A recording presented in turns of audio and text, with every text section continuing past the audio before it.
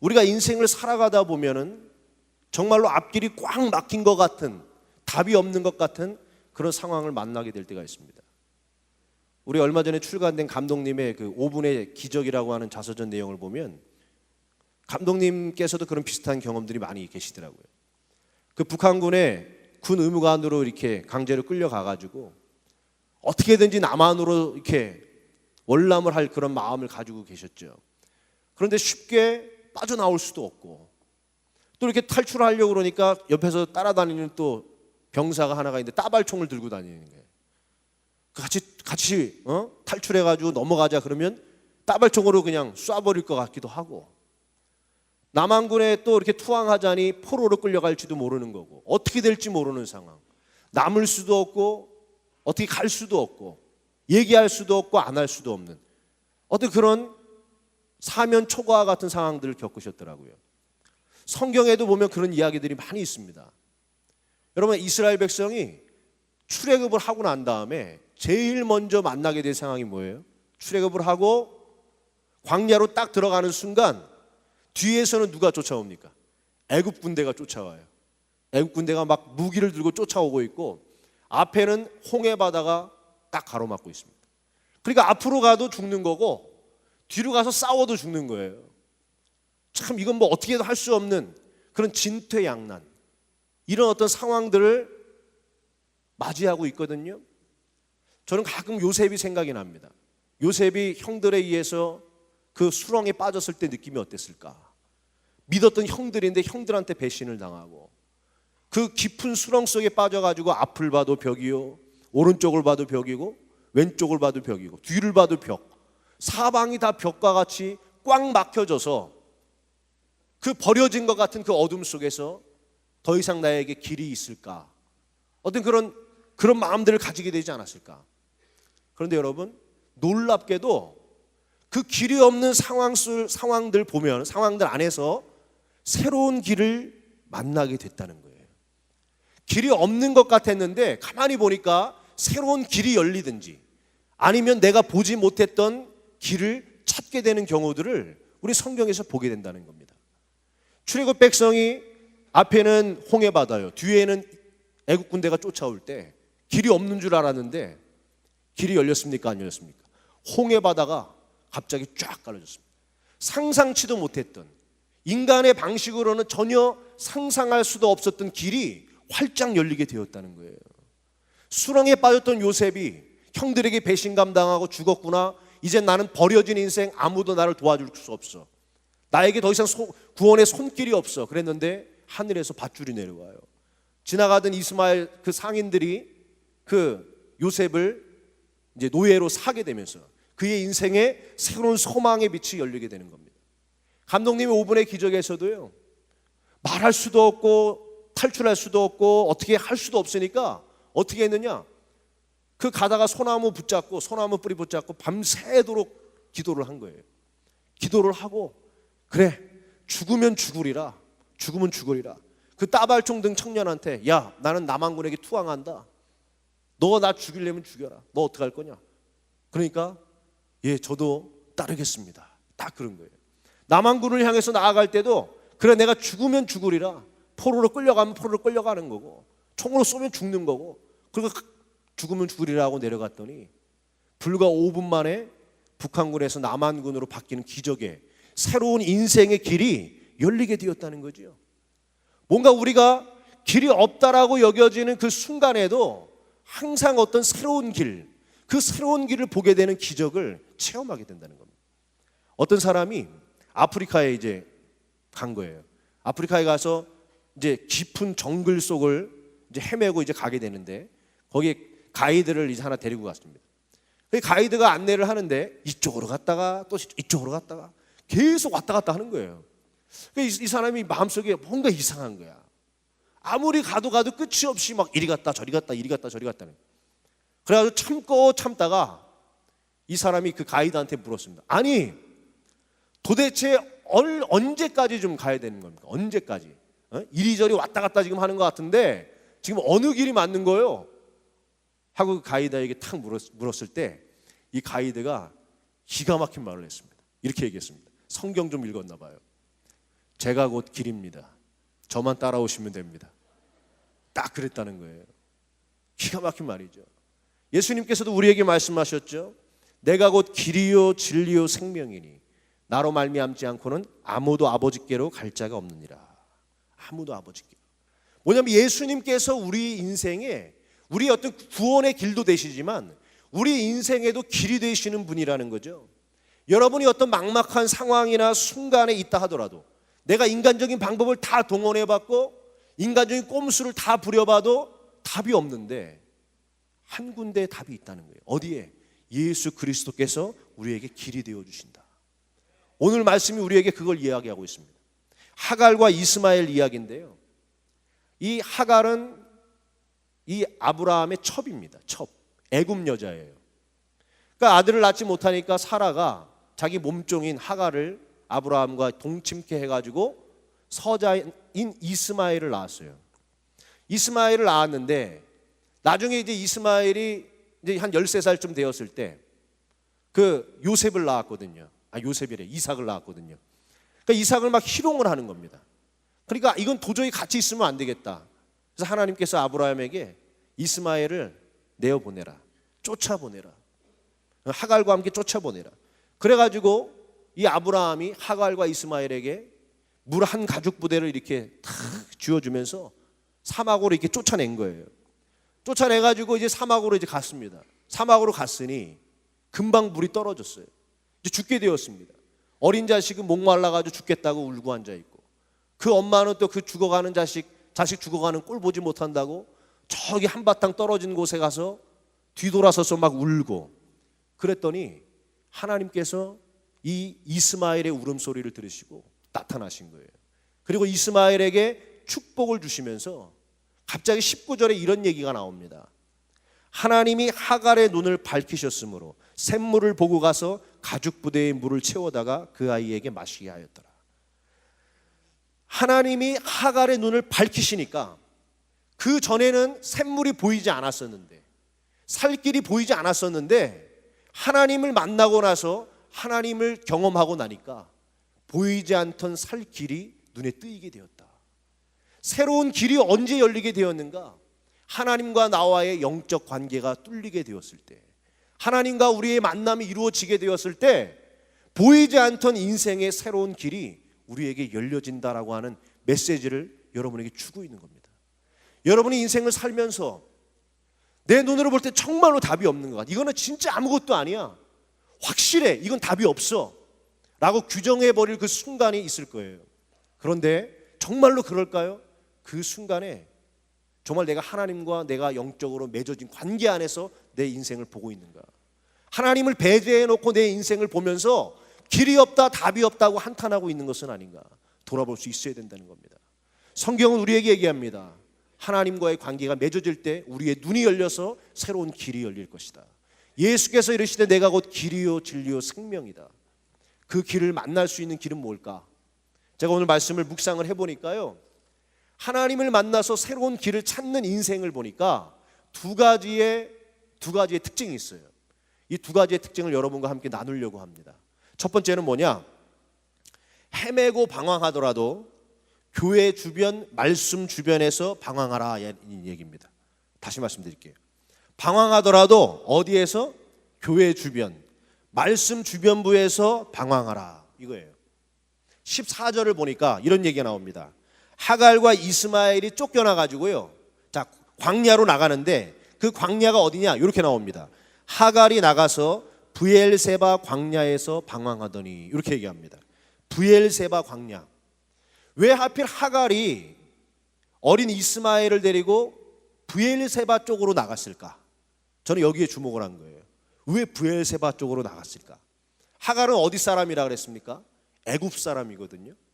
애굽 사람이기 때문에 어느 쪽으로 향하냐면 서쪽으로 가는 거예요. 남쪽으로 가다가 서쪽으로. 근데 브엘세바는 어디냐면 남쪽 끝입니다. 그러니까 여러분, 여자가 집에서 쫓겨나면 어디로 가겠어요? 친정으로 가겠죠. 그죠? 하갈도 친정으로 가는 게 이치인데 이 하갈이 어디로 가느냐?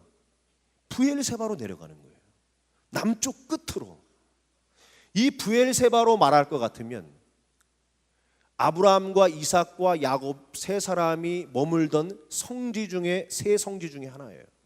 헤브론과 세겜과 브엘세바. 여기는 늘 아브라함, 이삭, 야곱이 하나님께 단을 쌓고 예배하던 곳, 하나님과 언약을 맺던 곳. 나중에 아브라함은 여기에서 엘리멜렉과 브엘세바 언약을 맺고요, 거기에다가 에셀나무, 도움의 나무를 심고 영생하시는 여호와의 이름을 부르면서 지나가는 사람들에게 하나님의 이름을 드러냅니다. 이삭이라는 인물은요, 그랄 땅에 가가지고 약속의 땅을 떠나서 그랄에 갔다가 이방인들에게 싸움에 휘발리게 되고 죽을 어떤 위협을 당하면서 도망오고 내려오다가 어디까지 내려왔을 때 브엘세바까지 딱 내려오니까 저들이 나와서 잘못했다고 빌면서 언약을 맺어요. 이 브엘세바로 말할 것 같으면 하나님과의 언약이 살아있는 곳, 그들의 어떤 아브라함과 자기가 모셨던 주인이 하나님을 섬기고 예배하던 곳이었다는 거예요. 왜 글로 갔을까? 그죠? 이상하죠. 애굽으로 가야지 왜 글로 갔을까? 저는 이게 뭐냐? 바로 하갈의 믿음이었다는 거죠. 비록 쫓겨나는 신세였어요. 여기서 쫓겨나는 것은 아브라함에게서만 쫓겨나는 것을 말하는 게 아니라 하나님의 신앙 공동체에서 쫓겨나는 것을 의미합니다. 쫓겨났음에도 불구하고 어디에 머무르는가? 그래도 내 주인이 늘 머물렀던 곳, 하나님께 예배 지내던 곳, 그 주변을 떠나지 못하고 그 주변을 서성거리면서 방황하고 있는 하갈의 모습. 마치 예수님에게 가나안 여인이 와가지고 예수님, 우리 딸 좀 고쳐주십시오. 그러니까 예수님이 뭐라 그랬습니까? 거룩한 것을 개에게 주지 않는다. 그러니까 가나안 여인이, 이방 여인이 올소이다마는 개도 상에서 떨어지는 부스러기라도 얻어먹는 겁니다. 그런 심정으로요, 비록 아브라함과 하나님에게 매몰차게 쫓겨났지만 그 부스러기라도 얻어먹겠다고 하는 그 처절한 은혜를 사모하는 심정을 하갈은 가진 거라는 얘기죠. 그 언약의 땅 주변을 맴돌았기에 하나님을 만나는 은혜를 체험할 수가 있었다. 제가 우리 교회의 어떤 권사님이에요. 이 권사님이 원래는 불교 신자였습니다. 아주 어릴 때부터 불교 신자였는데 이분이 이제 결혼을 하시고 이제 자녀들도 낳았고, 그리고 남편분도 이제 사업을 해서 이제 뭐 성공을 하고, 근데 왠지 뭔가 경제적으로도 이제 안정권에 들어서고, 그런데 왠지 허무한 거예요. 뭔가 당신의 이름이 불려지지 않아. 누구의 엄마, 누구의 아내라는 이름으로 불려졌지 자기 자신을 잃어버리는 것 같고, 뭔가 삶이 허무한 것 같고, 불교 안에서도 답이 묻어지고, 인문학을 공부하신 분인데 인문학이나 철학 서적을 봐도 뭔가 마음에 뻥 뚫린 공허감이 채워지지 않더라는 거예요. 그래가지고 이 주변을, 그분이 이제 이 동네에 사셨는데 이 주변을 계속 이렇게 서성거리셨나 봐요. 몇 주 동안 서성거리다가 어느 주일날 한 번은 우리 교회 주변을 이렇게 서성거리다가 한번 가볼까? 한 번도 교회를 가보지 않았는데, 그래가지고 그냥 자기도 모르게 발걸음이 자꾸 이 주변을 서성거리다 보니까 이쪽으로 오더래요. 그래서 예배당에 들어왔는데 예배를 드리는데 마음속에 왠지 모르는 평안함, 어떤 따뜻함이 가슴속에서 느껴지더라는 거예요. 그 예배 끝나고 나가면서 그래, 나 뭐 한 번 와봤는데 뭐 교회도 괜찮네, 이 정도로 그냥 나는 나그네인데 뭐 떠나가는데 바깥에서 누군가 손을 딱 잡더라는 거예요. 이제 사모님이셔요. 사모님이 손을 딱 잡고 눈을 보면서 그러더라는 거예요. 아, 정말 처음 보는데요, 잘 오셨어요. 이름이 뭐예요? 물어보더라는 거예요. 이름이 뭐예요? 이분이 거기에 가슴이 움찔한 겁니다. 자기의 이름을 누구의 엄마, 누구의 아내로 불리다가 이름을 물어와준 그 모습에 감동이 되었어요. 그 이름을 얘기해 줬습니다. 그리고 이제 집으로 갔는데 주소하고 이름하고 가르쳐줬는데, 그리고 잊어먹고 있었는데 그 이름을 물어봤던 그분이 그 다음 주에 집까지 찾아왔더라는 거예요. 찾아와가지고 두 손을 탁 잡고 기도를 해주는데 그 손길이 얼마나 뜨거운지 갑자기 가슴에서 울컥하면서 눈물이 쏟아져 내리고, 하나님이 나를 사랑하는 것 같고 내 이름을 찾은 것 같은 존재의 허무가 사라지는 그런 체험을 했다는 거예요. 그러고 나서 그분이 지금까지 30년 넘게 우리 교회를 다니고 있고 권사님으로 지금 다니고 있습니다. 저도 가끔 우리 오브 예배 나오는 걸 제가 봐요. 못 가요.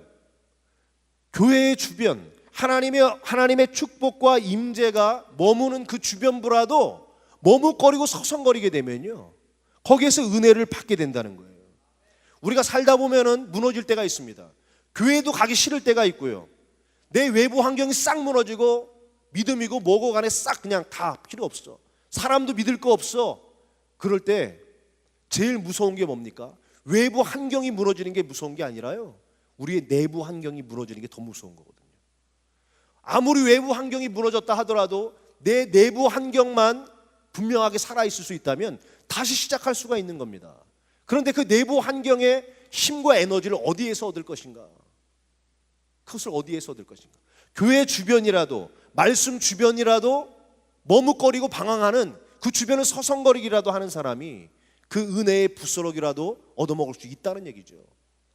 제가 성격으로 할 때 말씀 문자를 매일 보내드렸어요. 우리 성도님들한테. 제가 이제 지금부터 한 5년 전 얘기입니다. 그러면 730통의 문자를 매일 보냈습니다.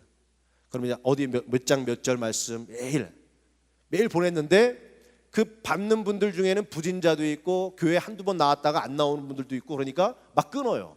막 문자로 그만 좀 막 문자 보내라, 뭐 화내고 신경질 내고. 그래도 저는 보냈어요.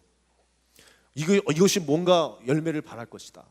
그러니까 뭐 신고한다 막 그래도 저는 눈 하나 깜짝하지 않고 보냈습니다. 욕도 많이 먹었어요. 그러니까 좋아하는 사람, 그 나중에 막 저한테 2년치를 보냈더니 2년치를 다 손으로 써가지고 가져온 분도 있었어요. 그거를. 그런 분들도 있었는데 싫어하는 분들도 많았거든요. 근데 그렇게 당차게 보냈는데 나중에 이제 어떤 일이 있었냐? 그 문자를 받아보던 부진자 중에 한 분이 호프집을 운영하다가, 그러니까 교회를 이제 몇 번 왔다가 안 나오신 분이었어요. 그런데 어느 날부턴가 자꾸 문자가 날아오니까, 처음에 이제 보내지 말라 그랬는데 제가 계속 보내니까 뭐였냐면 아예 그냥 생 무시해 버린 거예요. 그리고 이제 호프집 장사하다가 호프집이 망했습니다. 망하고 또 불행이 겹쳐서 이혼까지 하시게 되고, 자식들도 직접 이렇게 잘 보기 힘든 지경이 되었어요. 그러니까 마음이 한없이 무너져 가지고 세상에 혼자 된 것 같고 막 우울병이 찾아오고, 그래가지고 점점점 뭘 생각을 했냐면 죽어야지 생각이 났다는 거예요. 그래가지고 이제 어느 순간에 자살을 결정하고 이렇게 줄을 매달고서, 그리고 이제 그 줄을 이렇게 쳐다보고 있었대요. 쳐다보고 있는데 그때 찌리릭 제가 보낸 문자가 간 거야. 문자가 다 갔는데, 그래 저놈의 문자 이 시간 되면 항상 오지. 그래가지고 그냥 한번 볼까? 죽기 전에 한 문자라도 본 거예요. 실화니까 실화. 여러분, 딱 보는 순간, 문자를 보는 순간 그분이 그 자리에서 그냥 쓰러져 버렸습니다. 자지러져 버렸어요. 무슨 문자가 가는 줄 아세요? 제가 그 문자를 지금도 기억합니다. 이사야 41장 9절 말씀, 이런 문자가 갔습니다. 내가 땅 끝에서부터 너를 붙들며 땅 모퉁이에서부터 너를 부르고 너에게 이르기를 너는 나의 종이라. 내가 너를 택하고 싫어하여 버리지 아니하였노라. 여러분에게는 어떻게 들립니까? 여기서 대부분의 사람들은 내가 너를 싫어 버리지 아니하였노라, 이거 들릴 거예요. 그죠? 근데 이분은 그게 들린 게 아니에요. 뭐가 들리는 줄 알아요? 내가 땅 끝에서부터 너를 붙들며 땅 모퉁이에서 너를 부른다. 이게 온 거예요. 내 인생에 지금 땅 끝자락까지 몰려있는 상황, 벼랑 끝에 가가지고 떨어질 것 같은 그런 위기의 상황으로 느끼고 있는데, 그 순간 이 말씀이 뿅 날아가가지고 내가 땅 끝에서 너를 붙들고 있대. 그 모퉁이, 벼랑 끝 모퉁이에서 너를 푸른데 가지 말라고. 내가 너를 버리지 아니한다. 이 말씀을 본 겁니다. 이 말씀으로 죽을 수 있겠어요? 이런 말씀을 보고도 죽을 깡이 있으면 그건 대단한 진짜 용기죠. 그죠? 어느 누구도 못 죽어요.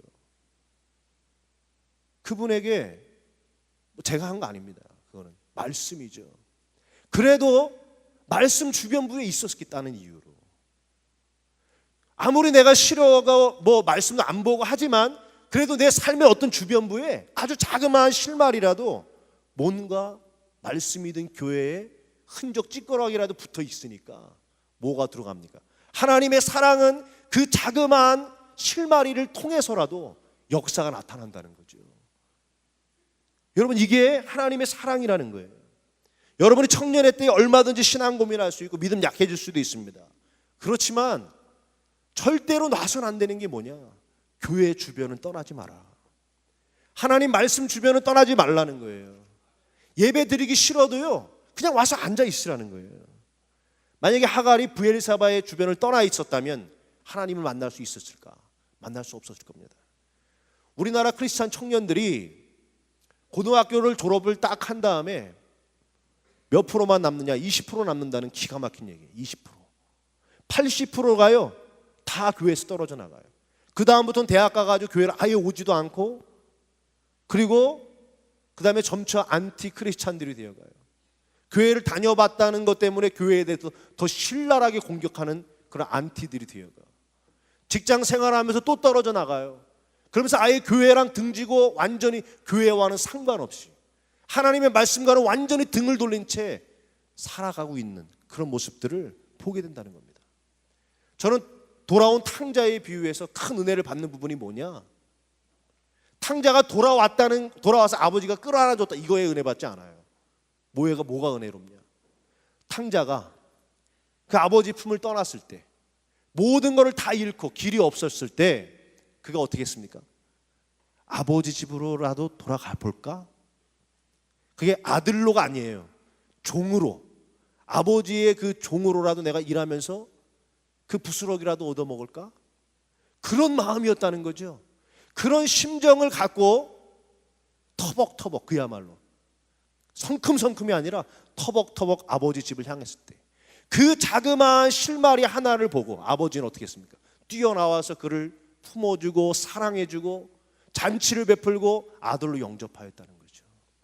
여러분, 우리가 인생에서 길을 찾고 하나님의 은혜를 만난다는 거, 어떤 큰 믿음, 큰 결단 아니라는 거예요. 내 삶 속에 말씀의 끈을 내가 놓지 않으리라.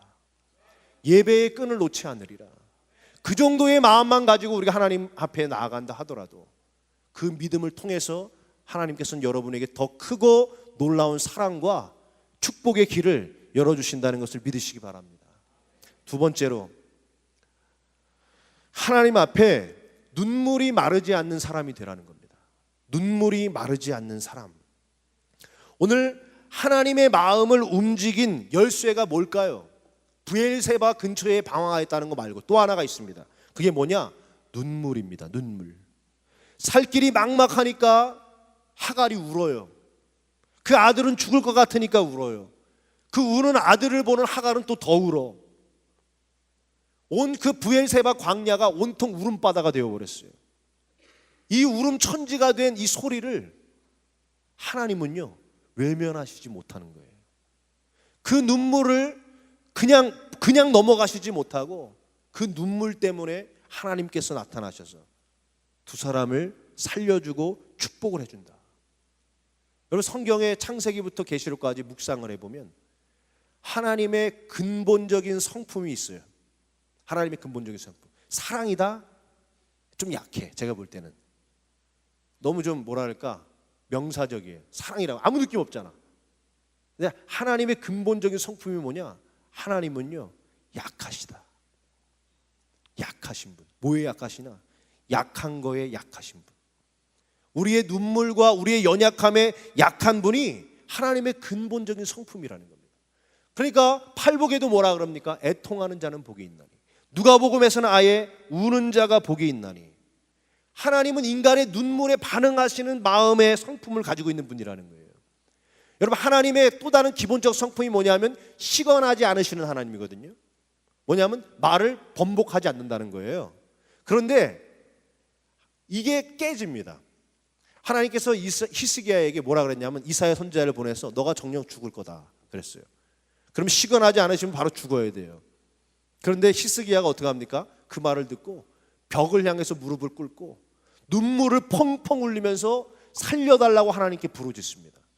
그러니까 하나님이 어떻게 하십니까? 말씀을 바꾸세요. 말씀을 바꾸세요. 시건하지 않으시는 하나님이 눈물 앞에서는요, 자신의 말씀을 번복하신다는 거예요.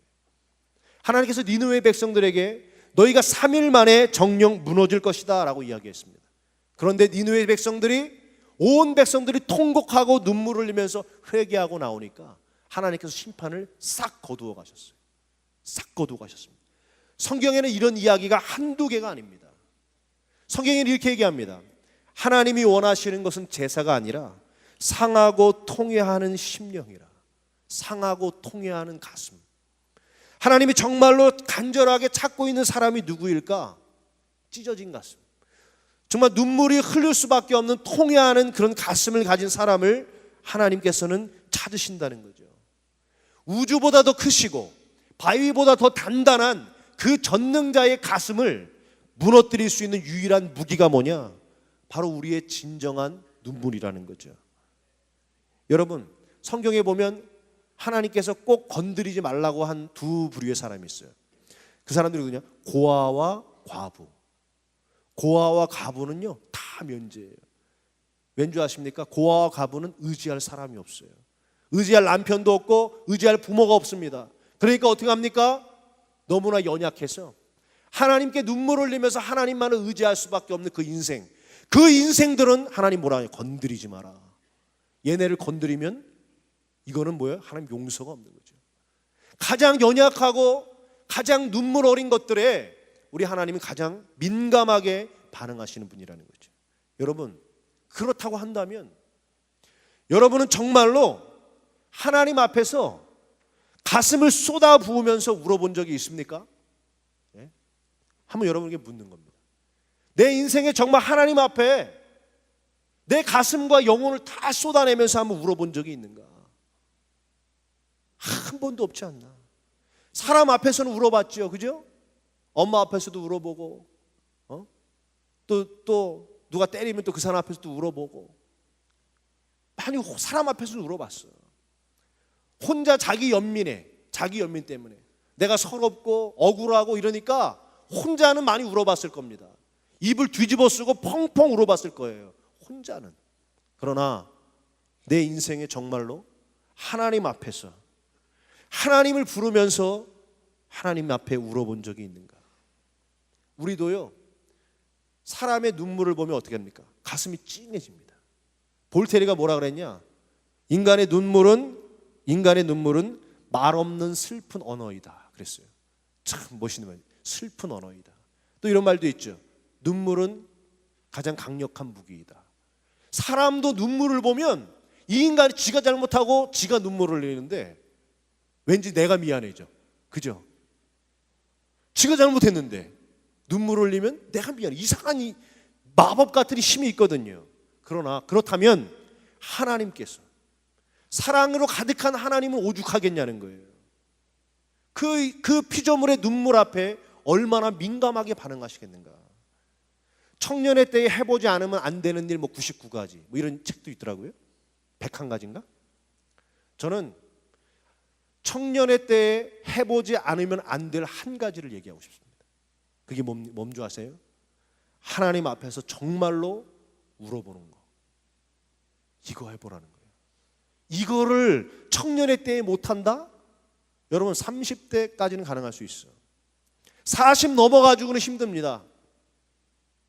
50 넘어가가지고 정말로 하나님 앞에 여러분 진실되게 통회하고 자복하는 심령이 돼가지고 하나님 앞에 울 수 있을 것 같아요? 50대가 가면은 한 50명 중에 한 명 있을까 말까. 60대 가면요 더 힘들어져요. 10대 때 20대 때 울지 못하면, 30대 때 하나님 앞에 그런 가슴이 되어보지 못하면 죽을 때까지 그런 가슴이 될 가능성은요 별로 없다는 겁니다. 정말로 내가 하나님 앞에 눈물, 콧물, 땀이 범벅이 되어가지고 울어볼 때 그때 정말로 하나님을 만나는 겁니다. 그렇게 울어보지도 못하고 길이 없어요, 인생 힘들어요, 내가 답답해요 이렇게 말하고 있다면 얼마나 어리석은 겁니까? 저는요 중3 때 눈물이 터졌어요.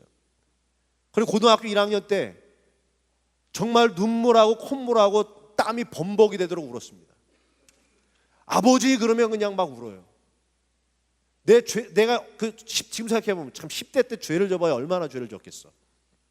근데 그 어린 나이에 그 4살 때 그 하드 뚜껑 열고 그 아이스크림 훔쳐 먹던 것까지 필름으로 지나가면 생각이 나고, 시종이라고 있었어요. 우리 시종이 5살 때 맨날 내가 두둑이 패던 애 있어. 걔 때렸던 것도 막 생각이 나고, 그 죄가 이렇게 필름처럼 지나가면서 내 죄가 부끄러워서 하나님 앞에서 막 울기 시작하고, 그런데 그런 나를 하나님이 사랑해주는 그 사랑이 느껴져 가지고요, 그 울음이 터지기 시작했는데, 길바닥에 가면서도 울고요, 학교 가가지고 수업 들으면서도 울고, 정말 몇 달을 울었습니다.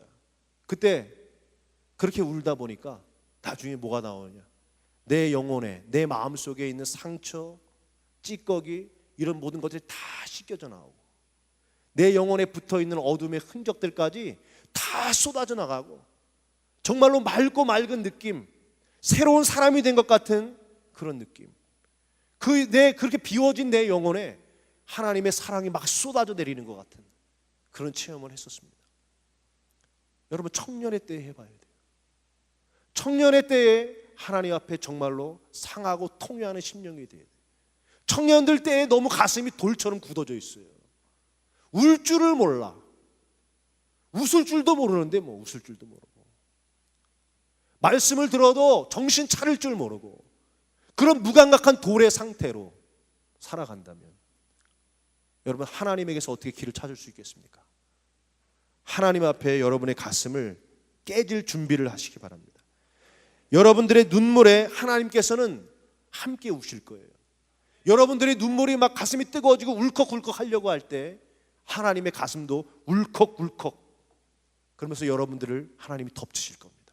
놀라운 사랑으로 여러분이 생각하지 못했던 신비로운 길로 여러분의 인생을 인도하시게 된다는 것을 여러분 믿으시기를 바랍니다.